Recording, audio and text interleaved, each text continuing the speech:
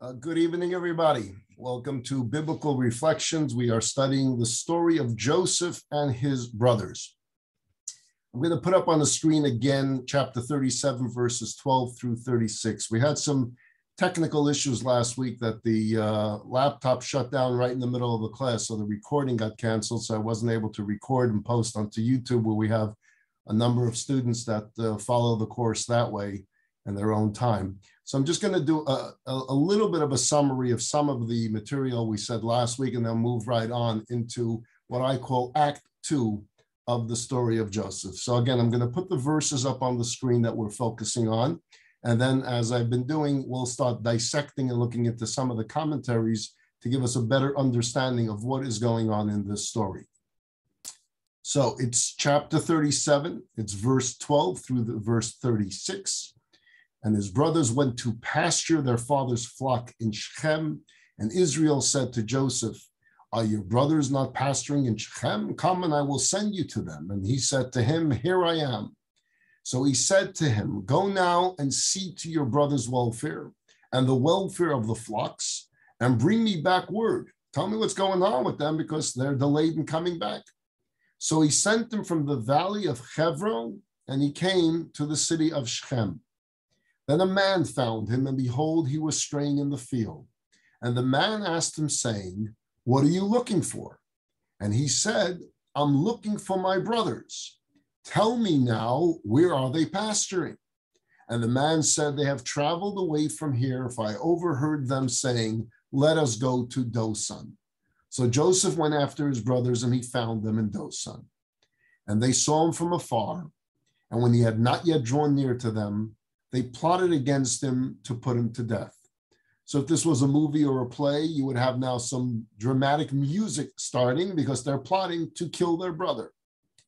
So they said to one another, "Behold, that dreamer is coming. So now let us kill him, and we will cast him into one of the pits, and we will say, 'A wild beast devoured him,' and we will see what will become of his dreams." But Reuben heard, and he saved him from their hands. And he said, "Let us not deal him a deadly blow." And Reuben said to them, "Do not shed blood. Cast him into this pit, which is in the desert, but do not lay a hand upon him, in order to save him from their hands, to return him to his father." Now it came to pass, when Joseph came to his brothers, that they stripped Joseph of his shirt, of the fine woolen coat which was upon him. And they took him and cast him into the pit. Now the pit was empty, there was no water in it. And they sat down to eat a meal. And they lifted their eyes and saw, behold, a caravan of Ishmaelites was coming from Gilead. And their camels were carrying spices, balm, and lotus, going to take it down to Egypt. And Judah says to his brothers, "What is the gain if we slay our brother to cover up his blood? Come, let us sell him to the Ishmaelites. But our hand shall not be upon him, for he is our brother, our flesh." And his brothers hearkened. Then Midianite men, merchants, passed by, and they pulled and lifted Joseph from the pit, and they sold Joseph to the Ishmaelites for 20 silver pieces, and they brought Joseph to Egypt. And Reuben returned to the pit, and behold, Joseph was not in the pit, so he rent his garments. And he returned to his brothers, and he said, "The boy is gone, and where will I go? I can't go home. I can't bring this news to our father." And they took Joseph's coat, and they slaughtered a kid, and they dipped the coat in the blood. And they sent the fine woolen coat and they brought it to their father, and they said, "We have found this. Now recognize whether it is your son's coat or not." He recognized it, and he said, "It is my son's coat. A wild beast has devoured him. Joseph has surely been torn apart." And Jacob rent his garments, and he put sackcloth on his loins, and he mourned for his son many days. And all his sons and all his daughters arose to console him, but he refused to be consoled, for he said, "I will descend on account of my son as a mourner to the grave." And his father wept for him. And the Midianites sold him to Egypt, to Potiphar, Pharaoh's chamberlain, chief of the slaughterers. Powerful, powerful chapter. So the brothers are away, And the Torah tells us they went to the city of Shechem to shepherd their flock. And the Torah will drop some hints on the way that verse is written to tell us there's something else going on here in the city of Shechem. Because they picked Shechem of all places because that was the last time where they faced a battle, what they thought was a battle for survival.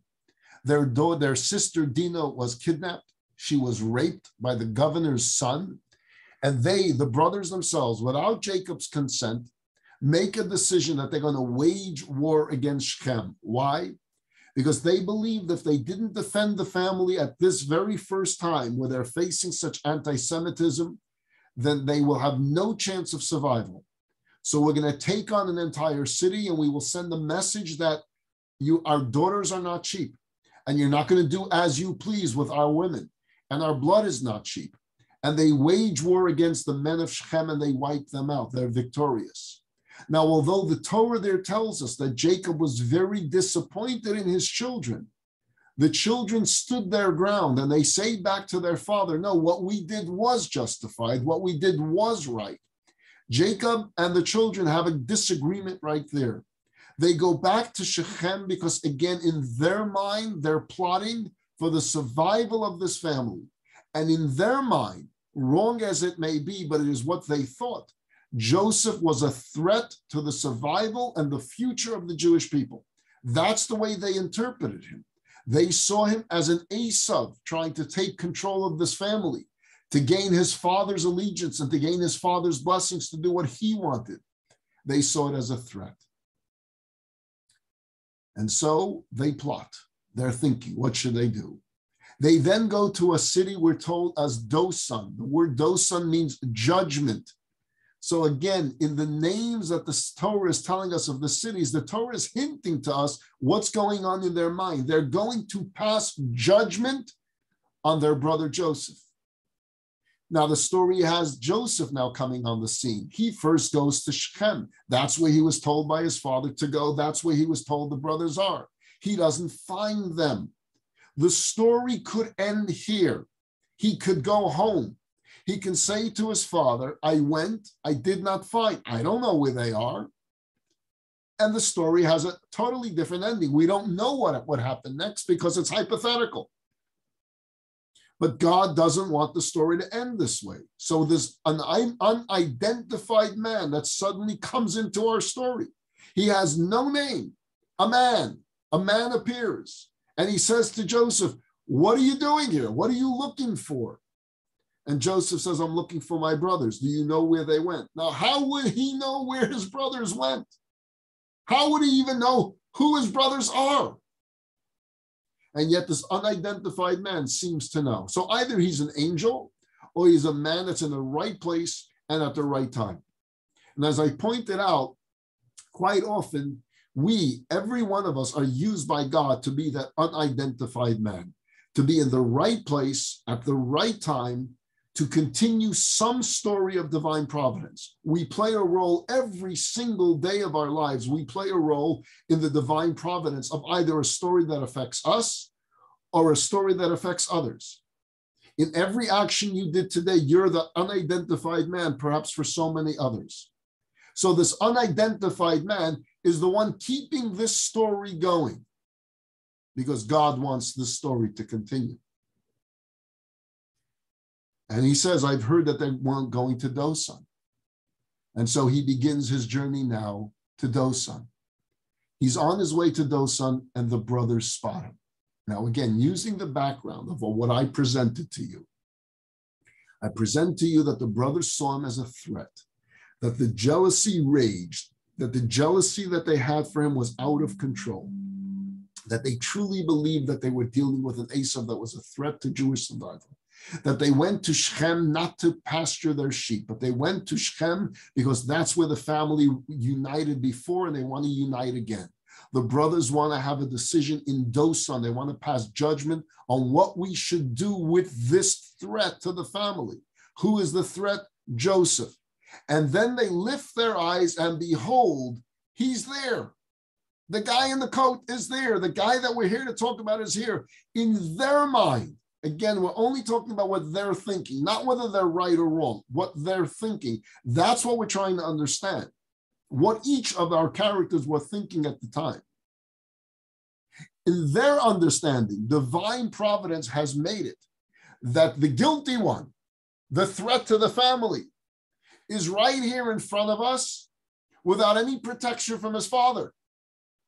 So whatever we want to do to him, this is the time, right now. He's here. And Joseph, of course, is walking with his coat of many colors, which really helps his case out, right? And so we have a number of different solutions being presented by the family. The first one, and according to commentaries, this was developed, the first one by Shimon and Levi, these two sons. So that's the second and the third to the oldest, okay? They're leaders because they're older than most of the tribes, but it's not Reuben, it's not the firstborn, and it's not Judah, who we do see plays a role as a leader of the family. It's brother 2 and brother 3. We know them to be strong, and we know them to be kind of hotheads. They are furious ones. And these two together, when they're together, they're a dangerous team. They're the ones that plotted in Shechem what to do with the men of Shechem for raping their sister. They're the ones that say, well, if he's here, he's being sent here for us to do what we need to do. Let's just get rid of him. Let's just kill him. And it's over. We don't have to deal with this dreamer anymore. But Reuven steps forward. Reuven is the firstborn.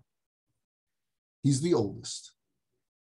And Reuven is more directly threatened by Joseph than anyone else, because if anyone really feels that they should be wearing that coat of many colors, it should be Reuven, the firstborn. So he's the firstborn, and yet he's being bumped out of this position by Joseph. But it's very clear that he doesn't feel the same hostility as the others. Reuven, in the text of the Torah, and it's not just in this story, you'll see it throughout the book of Genesis, is a very sweet individual. He has a very kind heart. But we also find is his weakness. He's not strong. When I say strong, I'm not talking about physical might. Strong, I mean the ability to stand up and make your opinion known and stand by it. He doesn't have that. So he's torn. He doesn't want anything to happen to Joseph. He clearly does not. But he doesn't have the strength, and he doesn't have the ability to influence the other brothers. Just leave him alone. He should have at least tried. He should have stood up and said, you know what, I disagree with all of you. He's just a kid. Leave him alone. Let's meet with our dad without him, and let's see what we can come up with. But he doesn't do that. He doesn't use his firstborn status to veto brother 2 and brother 3, to simply outright veto it. Instead, what he does is he tries to pacify them. He tries to come up with something else. You know what? Let's not kill him, because us actually killing a brother, that's not a Jewish thing to do. I got a better idea. Let's throw him in a pit. And that's it, we'll go away. He'll die in the pit, but we didn't kill him. We just threw him in a pit. That's the Reuven thinking over here. Again, he's pacifying them. Ultimately, Shimon and Levi, he's going to be dead. Because if we throw him in a pit in the wilderness and we go away, he's going to die. But we didn't kill him. We just threw him in a pit. Now, there's silliness to that, because you are guilty of murder if you throw him in a pit and he dies of hunger and thirst. Or as I mentioned last week, the pit may have been empty of water, but it wasn't empty completely. It had snakes and scorpions in it, which Reuven was not aware of. You would still be guilty of murder. But here comes the text of the Torah. And the text of the Torah is careful to testify to us that Reuven had another intention in mind. If all we had was the quote of Reuven, he would be as wicked as Shimon and Levi in this story. But the Torah immediately says, I want you, the audience, to know what Reuven was thinking. that what he was going to do is, let's throw him in the pit, let's go away, and then he will have an excuse to separate from the brothers, go his own way, make a big circle, come right back to the pit, take his brother out of the pit and save his life. That was his intention. All along, his intention was to save Joseph's life. So the Torah will give him that credit. The Torah will tell you that when he says throw him in a pit, he did not want to harm his brother. He wanted to save his brother's life from the mob. But he didn't feel strong enough to tell the mob, get your hands off him. It is always said that Reuven lived with the terrible regret of not putting his arms around his brother Joseph and telling the brothers, you mess with him, you're messing with me. That Reuven will, for the rest of his life, live with the regret not lifting Joseph on his shoulders and carrying him back himself to his father. He will live with this regret for the rest of his life because he was a kind person, he was a sweet person, and he had a good intention. His intention was he would save his brother, himself. But there was a weakness to it. Number one, if there were snakes and scorpions in the pit, going in a roundabout way, even coming back in an hour, could have been the end of Joseph anyway. And number two is he didn't keep eye on the pit to see what was going to happen to Joseph. Maybe someone else was going to find him in the pit and take him. So there was kindness, but there was also silliness. Okay, so Reuven gets his way, throws him in the pit. He separates from the brothers. He's not there right now. He's away. Verse 25, and I'll read it back to you because I don't think you all memorized it when I put it up on the screen. Verse 25 says, and they sat down to eat a meal. They sat down to eat a meal. Before I move on with the rest of the verse, they're having a picnic. I mean, is that not cruel? They throw their brother in the pit. First, they want to kill him. Then, oh, we're not going to kill him. We're just going to throw him in a pit. And then they go to a picnic area. And they sit down and they have a meal with their brother in a pit. Now, I make a big deal about this because, my dear friends, whether you're listening live now on Zoom or you're watching this later on YouTube or whenever it may be, these are your fathers. They're our ancestors. That's why I need to have a better understanding of the story. They are the tribes of Israel. We come from them. Unless you come from Joseph, unless you come from Reuven, unless you come from Benjamin. But if you come from 9 of the tribes, which is the majority of the Jewish people, you're part of this. Meaning you're Zaidi. He's having a picnic with his brother crying in a pit. How do we deal with this? This verse of 25, this little comment that they sat down to have a meal, is telling us so much. It only works if my theory of the last few weeks is correct. It's not that they sat to have a picnic.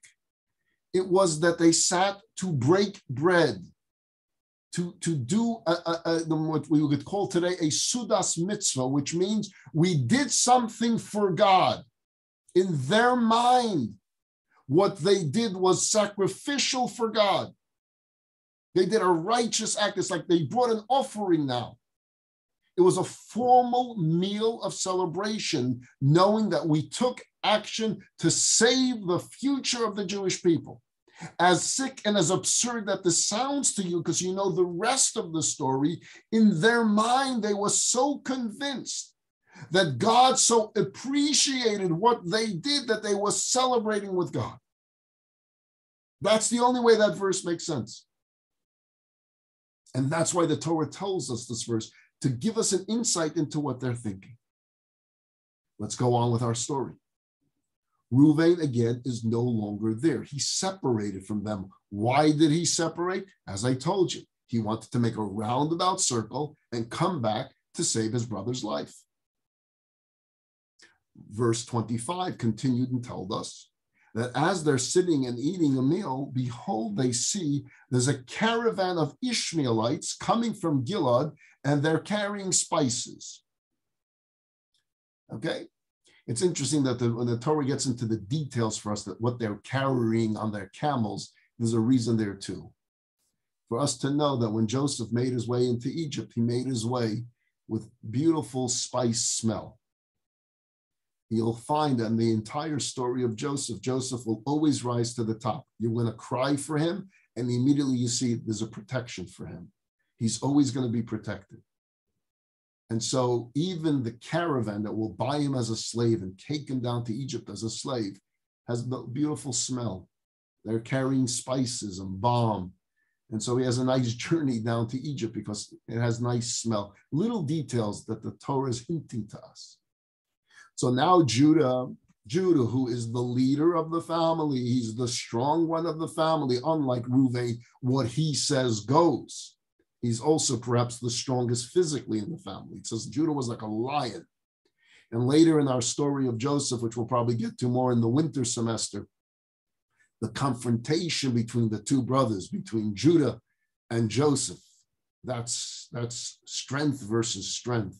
But we have a few years until, not a few years in our classes, but a few years in the story to get to it. We'll do Act 1, Act 2, perhaps Act 3 in the fall semester, and then I'm going to leave you in suspense for a few weeks until we come back in the winter semester. I'm going to leave you hanging right in the middle of the story of Joseph. So Judah too was threatened by Joseph. Royalty was supposed to go to his tribe, and Joseph is talking about bowing down to him. Now, he's not as righteous here as Reuven.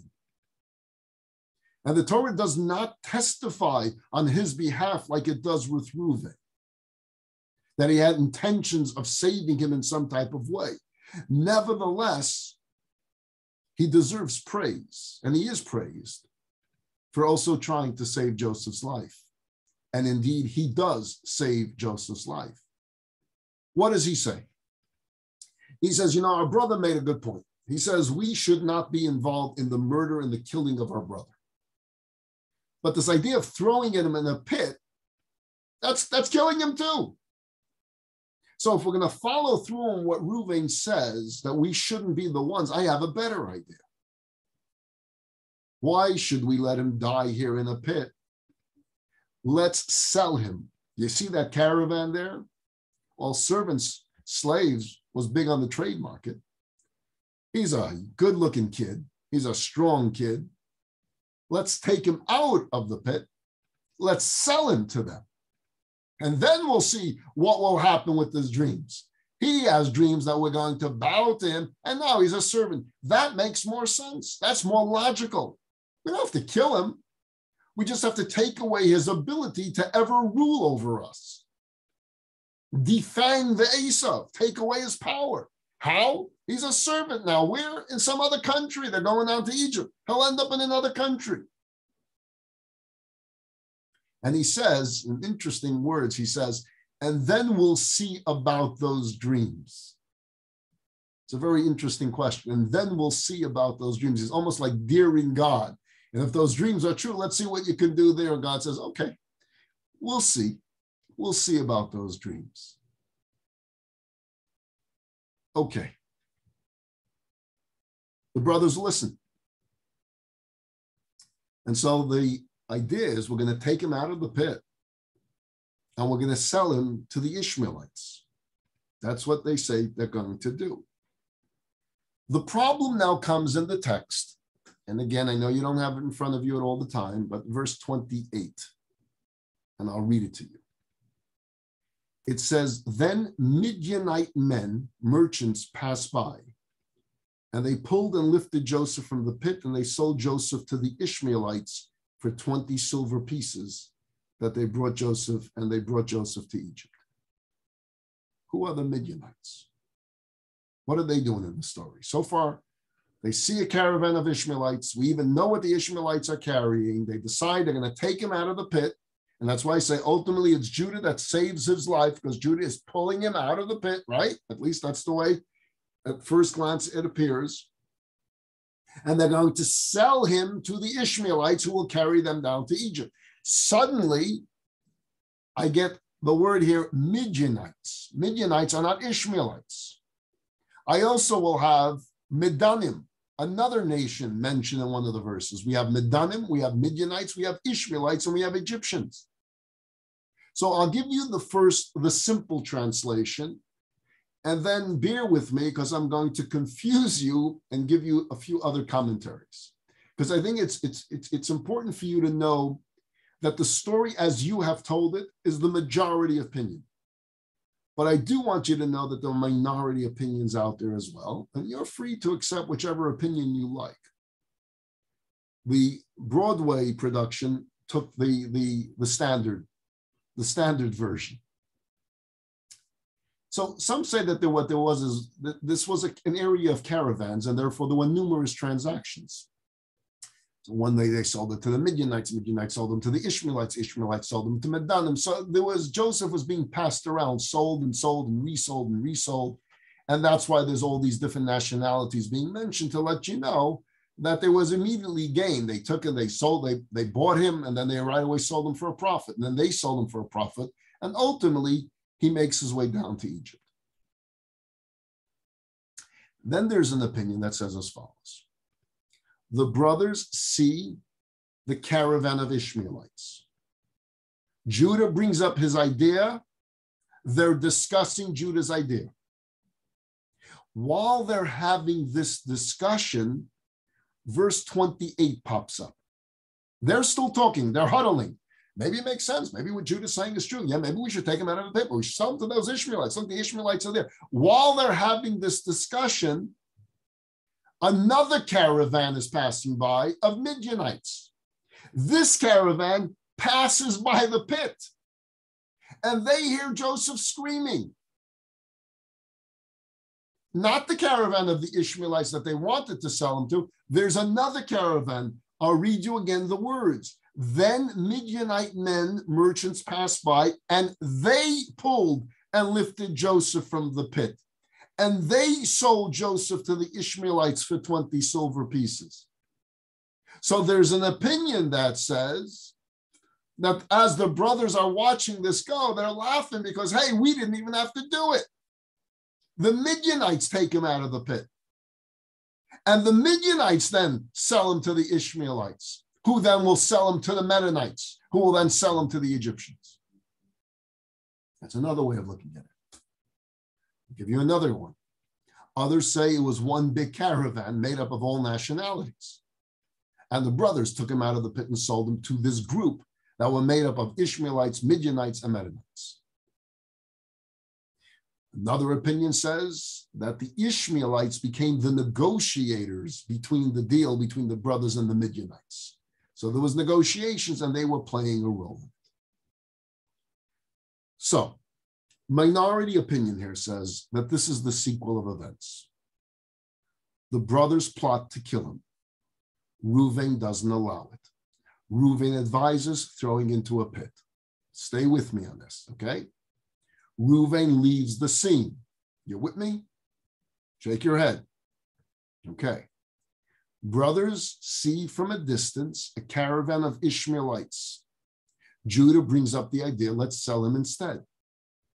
Midianites arrive at the pit and they hear screams. The brothers aren't there yet. They're a distance away. They're having a picnic. The Midianites take Joseph from the pit, not the brothers. So far, you're with me on this minority opinion. Because now what I'm going to do is I'm going to split this minority opinion into two groups. A minority opinion of the minority opinion and a majority opinion of the minority opinion. Are you following me right now? I used to have a 9th grade Rebbe that said, Halt cup, concentrate on what I'm saying. There is an opinion that says that the Torah is telling us that the brothers were not the ones that pulled Joseph from the pit. They weren't the ones that did it. It was their idea, but they were having a picnic. They were watching, but while they're watching, the Midianites hear Joseph crying, and the Midianites take him out of the pit, and they sell him. Okay? Now, what happens next? So the way I explained it to you, the brothers arrive at the scene and they see the Midianites with Joseph. And they say, we're just going to let it be because our plan has been fulfilled. Joseph will now be sold a number of times, but the brothers were never really involved in the selling of Joseph. Comes along the Rashbam, that's the name of this commentary, and he offers a controversial opinion that has never been accepted worldwide, but yet the Rashbam is a very respected scholar, and therefore I believe that it's worth at least mentioning that there is an opinion out there that says this. He says, the Midianites sell him to the Ishmaelites before the brothers ever got back to the pit. And he says that the brothers never knew what happened to Joseph, that it happened out of their eyesight. They're still debating if we should listen to Judah or not. By the time they come back to the pit, he's not there. And that they really believe the wild animal may have eaten him. That the brothers did not know what happened to him.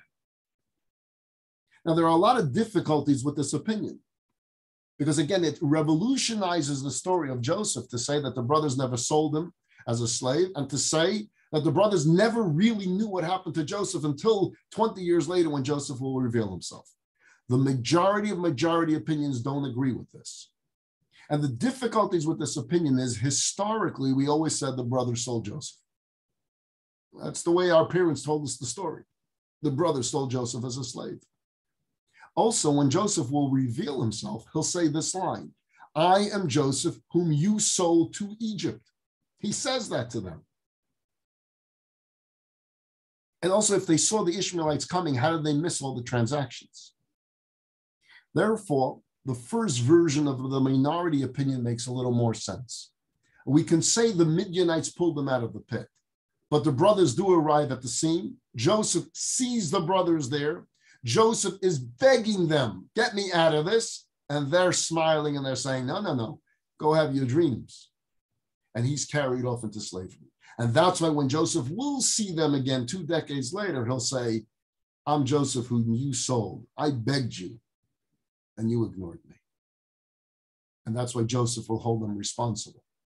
Either way, I presented a number of different possible opinions to you to have an understanding of what's going on. Verse 30 was Reuven's response. Reuven, we clearly know, does not know what happened. He comes back. Why does he come back? As I told you, that was his intention, to come back to the pit. He remembers the pit. He goes to the pit. He's not there. And he cries. He tears his garments and he cries, how did I leave him here? What kind of firstborn son am I? How did I let my father down? It's noteworthy that this is the first time Jacob is even considered in all of these conversations. They're having these debates about Joseph. Did they ever stop to talk about the pain this will cause their father? Even if they were justified, which they're not. Even if they thought that Joseph was wicked, which he was not. Even if they thought Joseph was a threat to the family, which he was not. Where was your heart? Where was your compassion for your own father who loves this boy? And that's why Reuven is crying and in mourning right now. Now they need to think about what they're going to tell their father. Do they tell their father what happened? Are they proud of what they did? Or do they hide it from their father? And they make a decision, we're going to have to hide it from him. Otherwise, he's going to search forever. He's going to make us look for him forever. And so they use the coat. They take the coat, they dip it into blood of a goat, and that's what they're going to show their father, look what we found. Did Reuven ever find out the truth? Did Reuven ever know what happened to Joseph? Interesting that the Torah doesn't tell us. The Torah tells us he comes back to the pit, he doesn't find it, he rips his clothes, he's in mourning. And it doesn't tell us, and the brothers say, hey, this is what we did. We don't have that verse anywhere. What do you think? Do you think Reuven ever found out? Or he doesn't find out until 20 years from now? Of course, the answer is there are three opinions.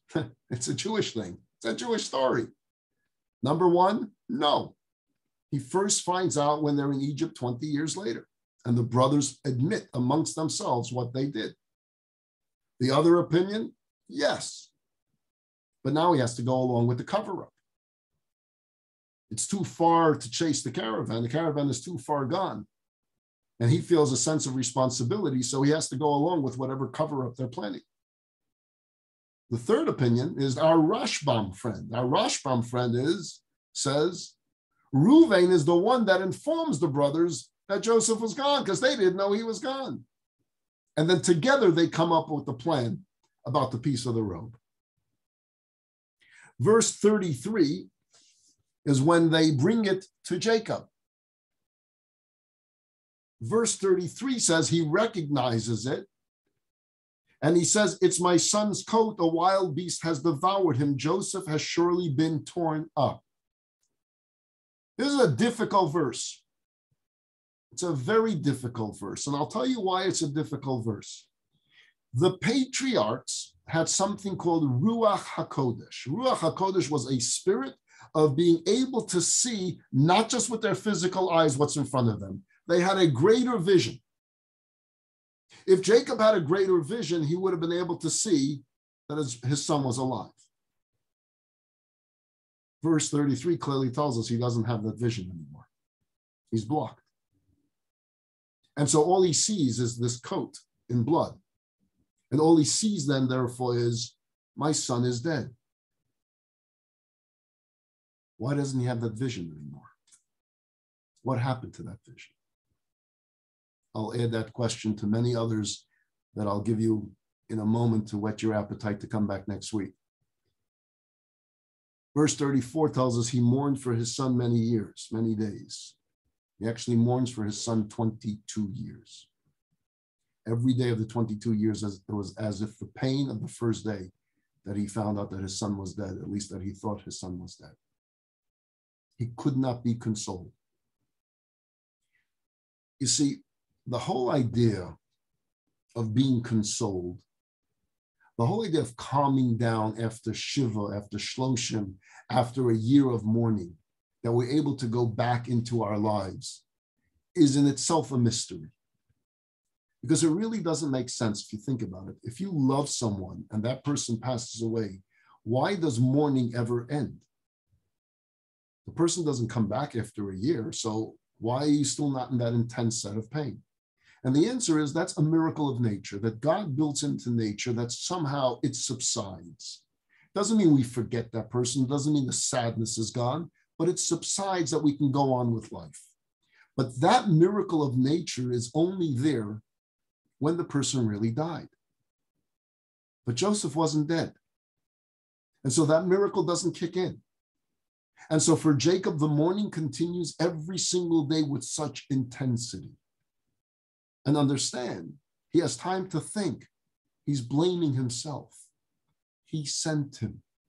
He told Joseph, go find your brothers. He didn't have to send him. It wasn't urgent. It wasn't an emergency. He sent him. And if he had any suspicion, which we always still have that wonder, did Jacob have any suspicion that the brothers were involved in something here because he knows they didn't like him? Well, he would blame himself too for that because he showed the favoritism.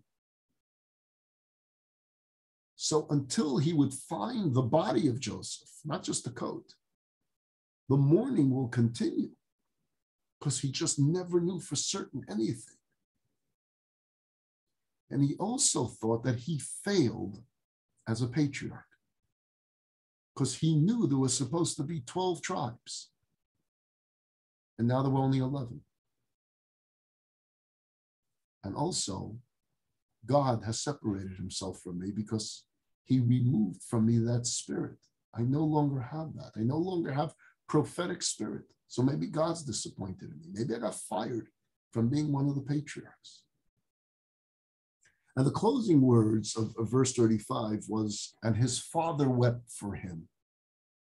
His father is Isaac. Isaac is still alive when the story starts. And it says that his father wept for his son, for Jacob. Now, some say it meant he wept for Jacob and for Joseph, his grandson, but it clearly says he wept for his son. And there is an opinion, and this we're going to talk about in great length next week, that Isaac knew Joseph was alive. Because Isaac still had the spirit. And he knew, he didn't know the details, but he knew he was alive. But Jacob didn't know. And so he cried for his son Jacob. Now, obviously, if Isaac knew, why not tell your son? If you know Joseph is alive and you see your son crying, sitting for 22 years and crying, tell him. Isaac didn't live the full 22 years, but for a good part of it, why not tell him? And so next week, we're going to talk about what I call the conspiracy. The conspiracy. Why didn't any of the brothers at any point tell Jacob? Why didn't any of them soften? Dad, he's alive. Send him a note, an anonymous note, an anonymous tip. He's alive. Why not? Why wouldn't Isaac have told him? Why doesn't God let him see that he's alive? Why is there this conspiracy that Jacob not know? Continue next week, Wednesday evening at 7:30. Look forward to having you all there. Have a wonderful week, everybody.